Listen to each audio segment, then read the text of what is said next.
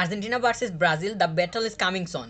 ম্যাচটা শুরু হবে 26 মার্চ, মার্চের 26 তারিখে শুরু হবে বুরে। অবশ্যই দুই দলের জন্য গুরুত্বপূর্ণ ম্যাচ।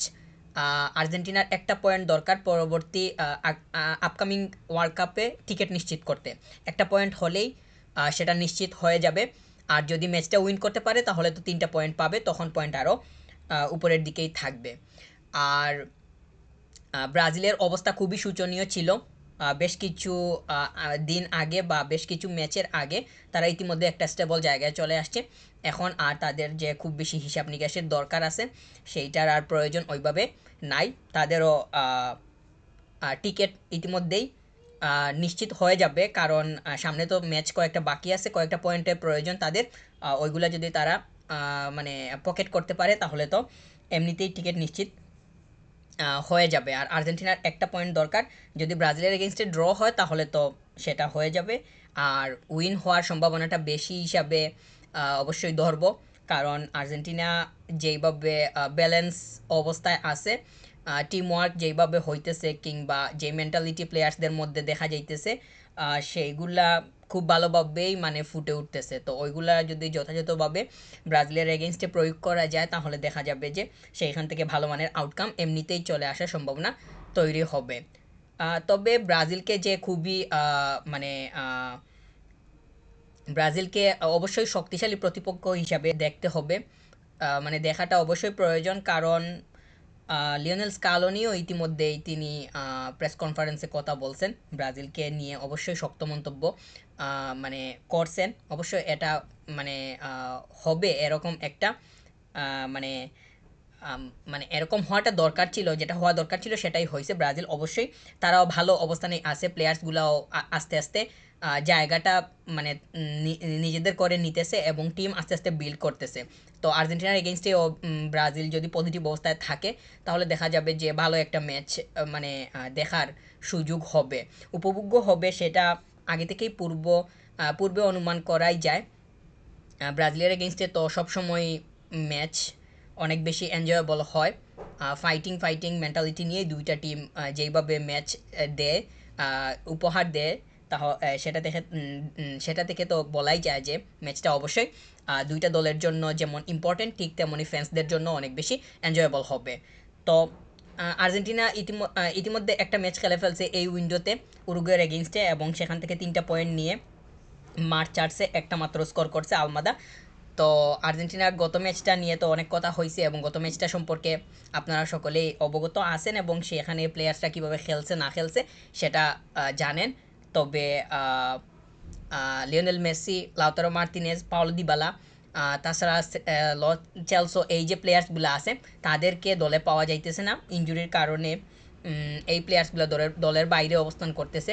তো লিওনেল মেসি, বিশেষ করে লিওনেল মেসি এবং লাউতারো মার্তিনেজ, এই দুইটা প্লেয়ার ছাড়াও আর্জেন্টিনা গত ম্যাচটা উরুগুয়ের এগেনস্টে যেভাবে ফিনিশ করছে কিংবা যে খেলাটা সেকেন্ড হাফে দেখাইছে, সেইটা সেইটা থেকে অনেকটাই মানে আশানুরূপ কথাবার্তা বলা সম্ভব। কারণ আর্জেন্টিনার শুরুর দিকে অর্থাৎ উরুগুয়ের এগেনস্টে এই যে টিমটা নিয়ে যে ফর্মেশন কিংবা যে প্লেয়ার্সগুলো নিয়ে নামছিল তারা তো অনেকটাই বলা গেছে যে অসহায় অবস্থায় আছে, কিন্তু গেমটা বুঝে লিওনেল স্কালোনি এবং কোচিং স্টাফরা যেই পরিকল্পনাগুলো সেকেন্ড হাফে নিয়ে আসছেন ওইগুলোকে কাজে লাগিয়ে ভালো একটা ম্যাচ, সেকেন্ড হাফের হিসাব অনুযায়ী ভালো একটা ম্যাচ অবশ্যই সামনে আসছে এবং অনেক বেশি সেটা দেখার মতোই ছিল।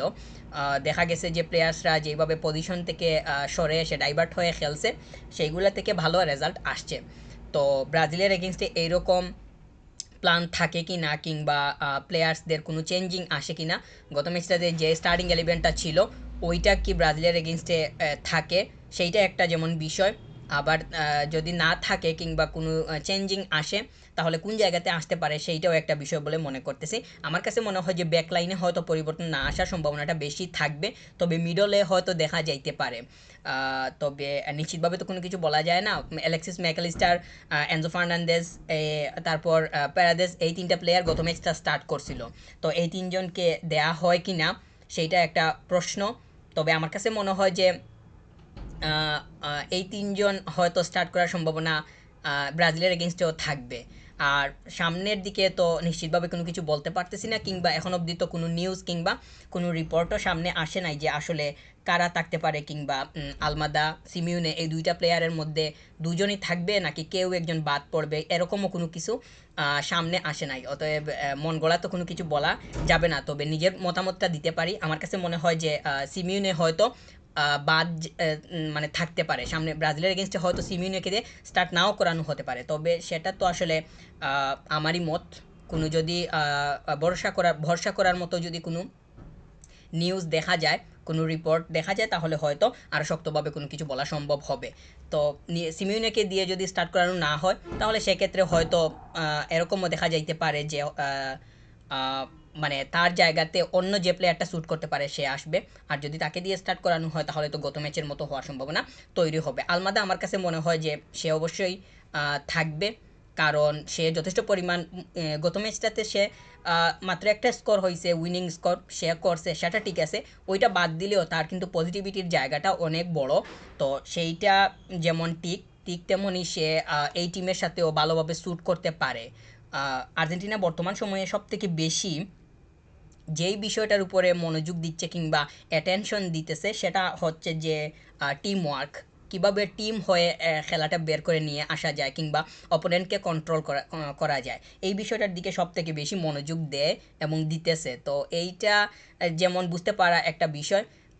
তো সেটা আমার কাছে মনে হয় যে আলমাদা খুব ভালোভাবেই রপ্ত করতে পারছে, এবং গত ম্যাচের সেকেন্ড হাফ থেকে সেটাও অনেকটা নিশ্চিতভাবে বলাই যায়। আর হুলিয়ান আলভারেজ তো আলভারেজই, সে যেভাবে শ্যুট করে কিংবা সে যতটুকু পরিমাণ এনার্জেটিক থাকে, সে তো তার জায়গাতে অবশ্যই ঠিকঠাক মতোই সে মানে প্লে করতে পারে। আবার এই প্লেয়ারটা যখন কোচের মানে প্ল্যান অনুযায়ী যখন পজিশন চেঞ্জিংয়ের বিষয় আসে কিংবা তাকে ওইটা করানো হয়, তখন দেখা যায় যে অন্য জায়গাতেও সে নিজেকে খুব ভালোভাবে মানিয়ে নিতেছে, এবং সেটা টিম ওয়ার্কের কোনো সমস্যা হইতেছে না, বরং আরও ভালোভাবেই দেখা যায়। তো এইটাও অবশ্যই অ্যাডভান্টেজ, আমি বলবো যে এইটা অবশ্যই একটা অ্যাডভান্টেজ, কারণ যে কোনো প্লেয়ারকে দিয়ে আসলে সব ধরনের পরিকল্পনা কিংবা মানে তিনটা পরিকল্পনা যে খুব ভালোভাবে এক্সিকিউট করে নিয়ে এসে বের হওয়া যায়, সেটা কিন্তু ওইভাবে বলার মতো কোনো উপায় নাই।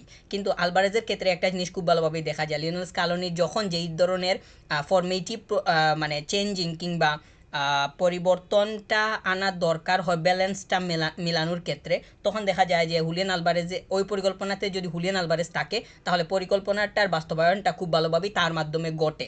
তো সেইটা আসলে প্রমাণিত হয়েছে।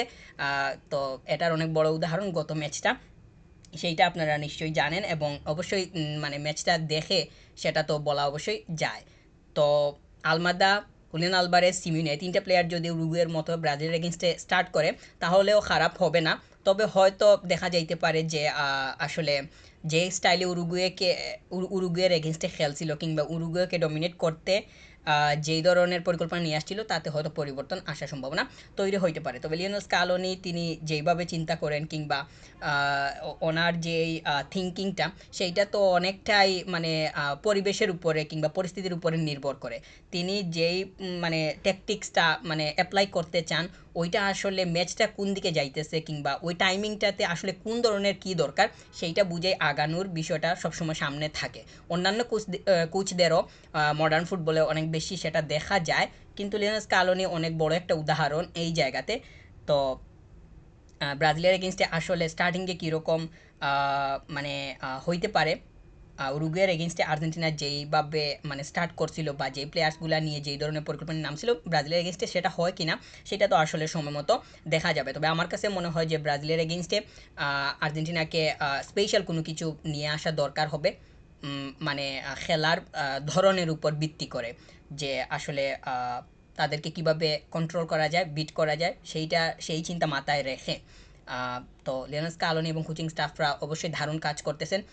তাদের উপরে অবশ্যই আমাদের ভরসা অনেক বেশি আছে, কারণ মানে প্লেয়ার্সকে কীভাবে ঠিকঠাক মতো ইউজ করা যায়, সেইটা তারা খুব ভালোভাবেই চোখে আঙ্গুল দিয়ে মানে দেখিয়ে দেয়। তো এইটা তো অবশ্যই মানে বলতেই হয়। আর ব্যাকলাইনটাতে তো আসলে যারা খেলতেছে তারা তো অনেক আগে থেকেই মানে অনেকগুলা ম্যাচে মানে খেলে খেলে তাদের যে এক্সপিরিয়েন্সটা এবং বন্ডিংটা, সেটা খুবই দারুণ অবস্থায় আছে। এই যে ব্যাকলাইনটা আছে, ক্রিস্টিয়ানো রোমেরো, অতামেন্ডি, তারপর মলিনা এবং তাগলিয়াফিকো, এই যে 4টা প্লেয়ার, তারা তো 2022 ওয়ার্ল্ড কাপের ফাইনালেও স্টার্ট করছিল।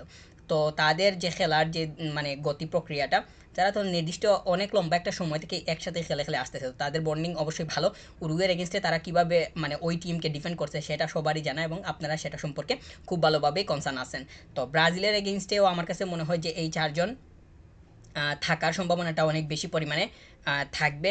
আর অবশ্যই তাদের উপরে ভরসা করাই যায়। তাগলিয়াফিকো, মলিনা, এই 2টা প্লেয়ার খুবই চুপচাপ অবস্থায় দলকে সাহায্য করে যাইতেছে। তাদেরকে নিয়ে অবশ্যই অ্যাপ্রিসিয়েট করতেই হয়, তাদেরকে নিয়ে অবশ্যই কথা বলা দরকার বলেই মনে করতেছি। তো ব্যাকলাইনটা কীরকম হয় না হয় সেটা তো আসলে সময় মতো দেখা যাবে। আর যদি কোনো নিউজ আসে, কোনো রিপোর্ট দেখা যায়, তাহলে হয়তো আরও শক্তভাবে কোনো কিছু বলা সম্ভব হবে।